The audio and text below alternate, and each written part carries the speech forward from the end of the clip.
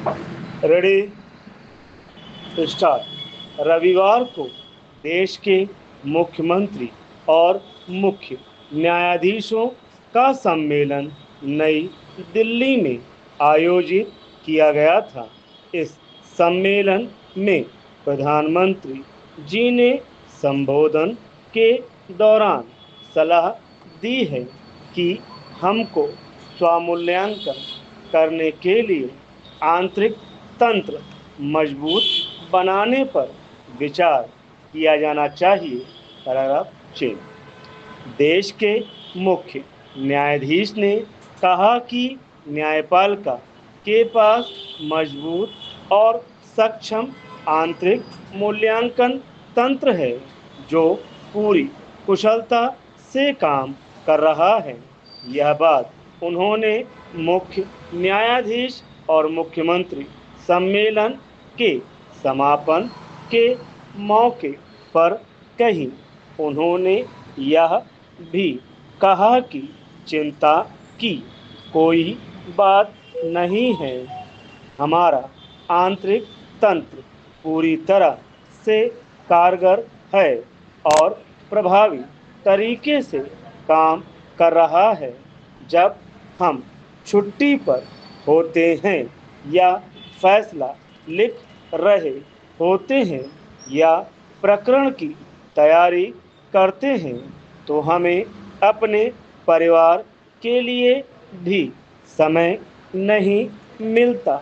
मुख्य न्यायाधीश ने आंतरिक तंत्र की सिफारिश पर एक जज के खिलाफ जांच कमेटी बैठाने पर विचार किया जा रहा है।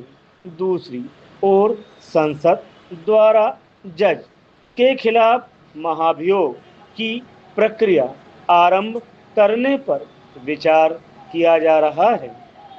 हमने इस सम्मेलन में फैसला किया है कि न्यायालयीन प्रकरण न्यायालय के अंदर 2 साल से ज़्यादा विचाराधीन न रहे और 5 साल में उसका पूरा निस्तारण हो जाना चाहिए।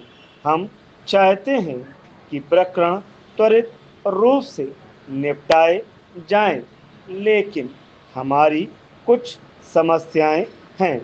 जज और जनता के अनुपात में बहुत ही असमानता है। देश में 4 लाख लोगों पर एक जज काम कर रहा है और आज इस बात पर गंभीरता से ध्यान देने की जरूरत है। पैराग्राफ 6। राष्ट्रीय स्तर पर उच्च न्यायपालिका में जजों की नियुक्ति को एक समान बनाने के लिए न्यायिक सेवा के गठन के बारे में विचार किया जा रहा है ताकि पूरे देश में उच्च न्यायपालिका में जजों की नियुक्ति एक समान रूप से हो सके। मैंने सुना है कि मुख्य न्यायाधीश इस बारे में एक कमेटी बना रहे हैं। इस बारे में राज्य सरकारें अदालतों की आधारभूत सुविधाएं बढ़ाने के लिए सहयोग कर रही हैं।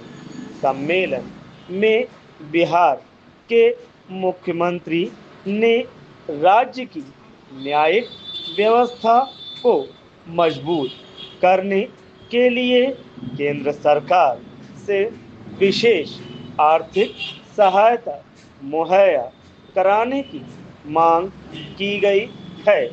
तमाम कोशिशों के बावजूद राज्य सरकार केंद्र से समुचित सहयोग पाने में असफल रही है।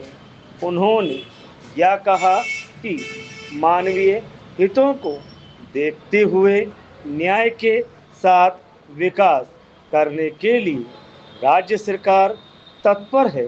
न्यायिक प्रक्रिया के अंतर्गत मानवीय हित केंद्रित करना सही मायने में न्याय है। उन्होंने यह भी कहा कि अवर न्यायपालिका में आरक्षण का जिक्र करते हुए कहा कि राज्य सरकार की इस दिशा में सकारात्मक भूमिका रही है। दूसरे राज्यों में अवर न्यायपालिका और सरकारी सेवाओं में पिछड़े वर्गों को आरक्षण दिया जा रहा है, इसलिए बिहार में पिछड़े वर्ग को न्यायिक सेवाओं में आरक्षण देने के प्रस्ताव पर सहमति मिलनी चाहिए।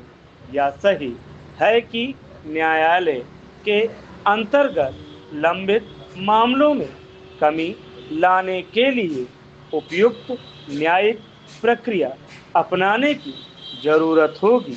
राज्य सरकार इस उद्देश्य की पूर्ति के प्रयास में हिस्सा लेने के लिए उत्सुक हैं।